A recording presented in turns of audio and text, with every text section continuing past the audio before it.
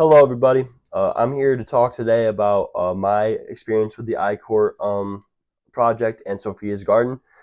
I had the fortunate experience to get to check out Sophia's Garden and what it had to offer and the very unique, diverse learning environment that it created, and probably one that I'll never see again for the rest of my life.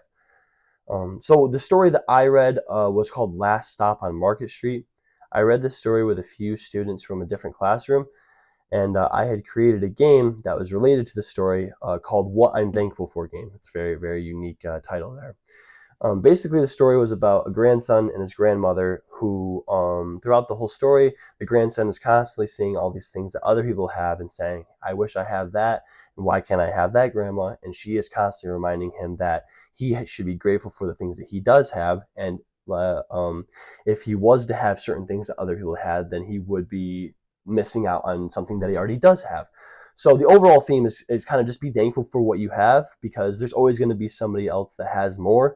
And if you constantly spend your whole life, wishing this and wanting that somebody else does have, you're going to miss all the incredible things that are right in front of you. There's always something to be thankful for, and you really should appreciate the things you have because they're not always going to be there. So the game I created was very similar to an activity that we had done earlier when we first went to the first initial meeting of iCourt, and that was when we all stood around a circle and we had one person in the middle of the poly spots. So I started in the for the students, I started in the middle and I said one thing I was thankful for. And if any other of one of the kids was also thankful for the thing I said, then they would run around and try to find an empty poly spot.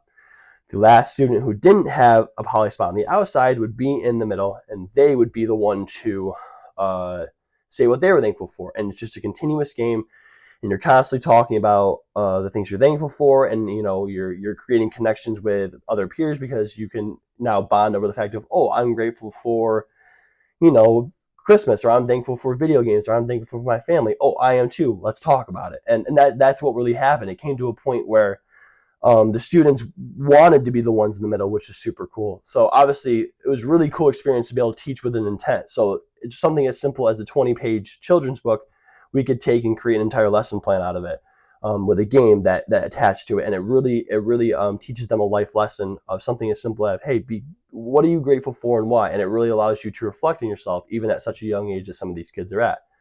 So the overall experience was incredible. It was something I'll probably never forget.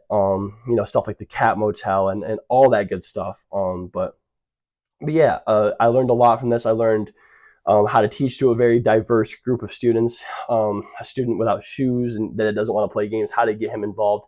And he ended up being one of the students that was talking most about what he was thankful for, and having a lot of laughs and having an overall great time with the kids saying, oh, I like to fish on the lake with my uncle, and then all of a sudden, every single student loved to fish on the lake with their uncle. But yeah, so overall, a great experience, and it's definitely a lot of lessons that I'll take with me to my future teaching someday. So very appreciative of the opportunity. So thank you.